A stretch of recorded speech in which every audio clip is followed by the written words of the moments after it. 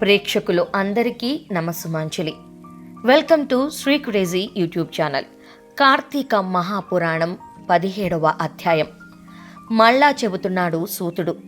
పూర్వ అధ్యాయంలో చెప్పినట్లు సత్యభామ శ్రీకృష్ణునికి నమస్కరించి, ప్రాణేశ్వర, కాల స్వరూపుడవైన నీకు సర్వకాలాలు అవయవాలై అలలారుతుండగా తిథులలో ఏకాదశి, నెలలో కార్తీకము మాత్రమే అంతటి ఇష్టము ఎందుకో కారణము సెలవీయవలసిందిగా కోరగా, నవ్వు రాజిల్లుడు మోమువాడైన నవనీత చోరుడు ఇలా చెప్పసాగాడు.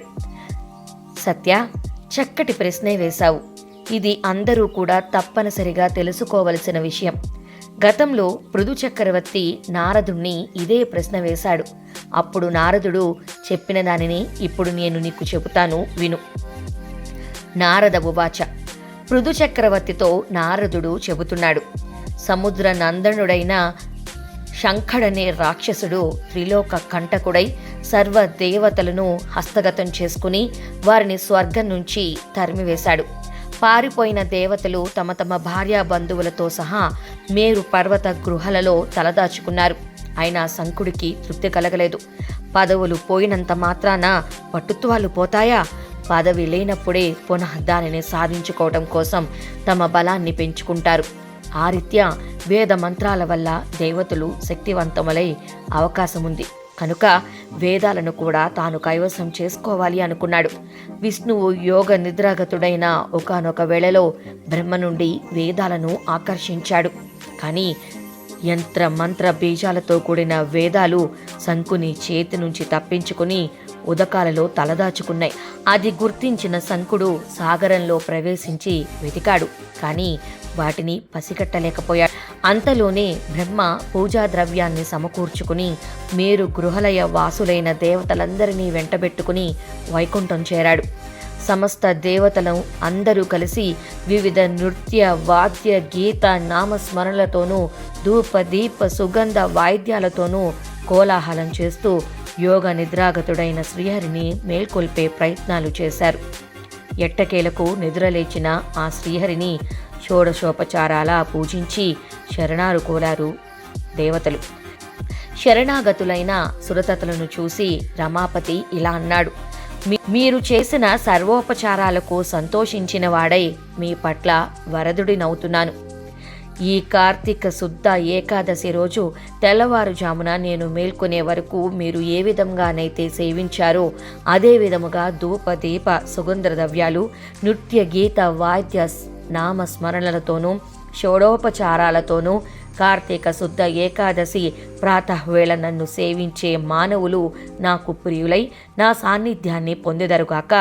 వాళ్ల చేత నాకీబడిన ఆర్ఘ్యపాద్యులన్నీ కూడా ఆయా భక్తుల సుఖ సౌఖ్యాలకే కారణమగును. ఇప్పుడు మంత్రబీజ సమాయుక్తులై వేదాలు ఉతగాగతులైనట్లే ప్రతి కార్తీక మాసంలో కూడా వేదాలు జలాశ్రయులై వర్ధిలను కాక. నేనిప్పుడే మీనావతారుడనై సముద్ర ప్రవేశించి శంకుని సంహరించి వేదాలను కాపాడదనుగాక. ఇక నుంచి కార్తీక మాస ప్రాతఃవేళ మానవులచే చేయబడిన నది స్నానం అవబృంద స్నాన తుల్యమవుగాక. మరియు ఓ మహేంద్ర, కార్తీక వ్రతమాచరించిన వారందరూ నేను వైకుంఠమును, నీవు స్వర్గమును పాలించుట మనకు సహజమైనట్లుగా పుణ్యలోకములను పొందదగి ఉన్నారు. ఓ వరుణదేవ, కార్తీక వ్రతనిష్టల కార్యాలకు విఘ్నాలు కలగకుండా రక్షణ చేసి పుత్ర, పౌత్ర, ధన, కనుక, వస్తు, వాహనాది సమస్త సంపదలు అందించు.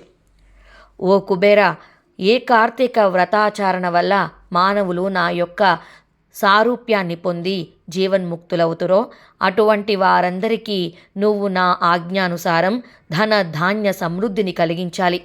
ముక్కోటి దేవతలారా, ఎవరి కార్తీక వ్రతాన్ని జన్మవ్రతంగా భావించి విద్యుక్త విధంగా ఆదరిస్తారో వాళ్ళు మీ అందరి చేత కూడా పూజించదగిన వారుగా తెలుసుకోండి. మేళ తాళాలతో, మంగళ వాయిద్యాలతో మీరు నన్ను మేలుకొల్పిన ఈ ఏకాదశి నాకు అత్యంత ప్రీతికరమైనది.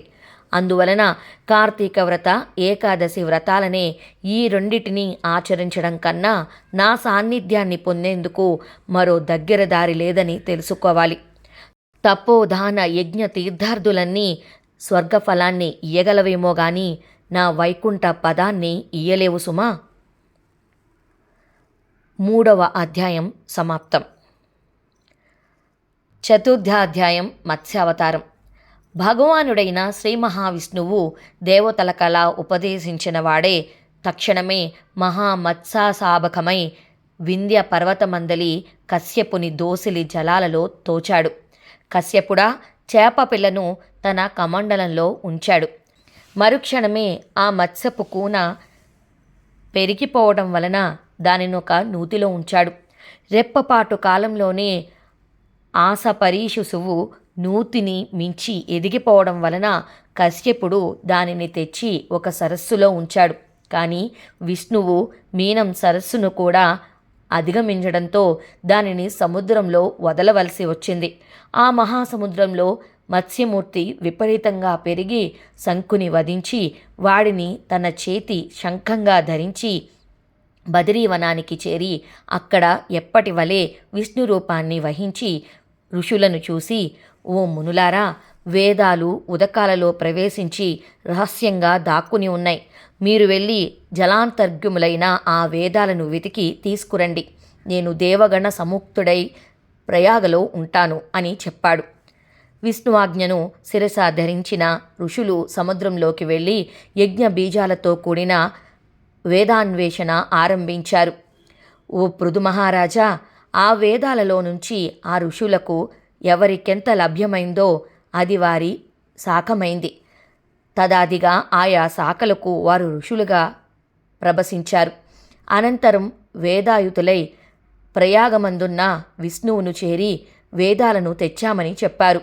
విష్ణువాజ్ఞపై ఆ సమస్త వేదాలు స్వీకరించిన బ్రహ్మ ఆ శుభవేళను పురస్కరించుకుని దేవతలతోనూ ఋషులతోనూ కూడినవాడై అశ్వమేధ యాగాన్ని ఆచరించాడు.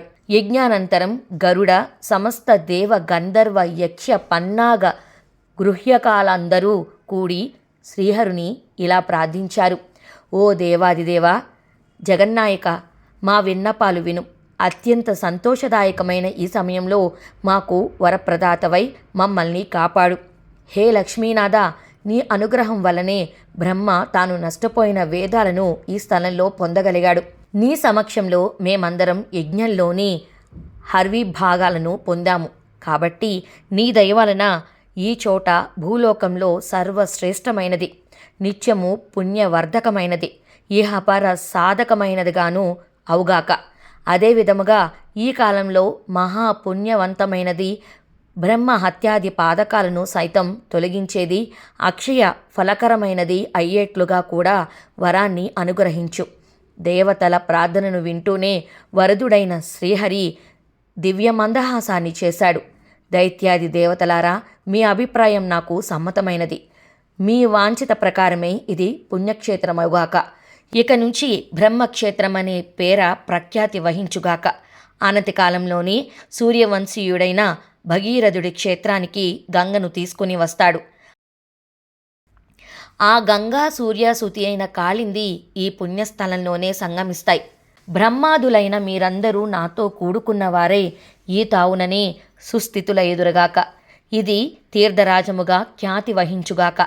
ఈ నెలవునందు ఆచరింపచేసే జప తపో వ్రత యజ్ఞ హోమార్చనాదులు అనంత పుణ్య ఫలాదులై నా సాన్నిధ్యము అందించునుగాక. అనేకానేక జన్మకృతులైన బ్రహ్మ హత్యాది ఘోర పాతకాలు సహించి ఈ క్షేత్ర దర్శన మాత్రం చేతన నశించిపోతాయి.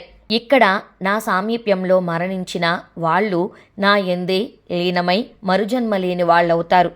ఎవరైతే ఈ తీర్థంలో స్థిరచితులై పితృకార్యాలను ఆచరిస్తారో వాళ్ళ పితృ నా సారూప్యాన్ని పొందుతారు.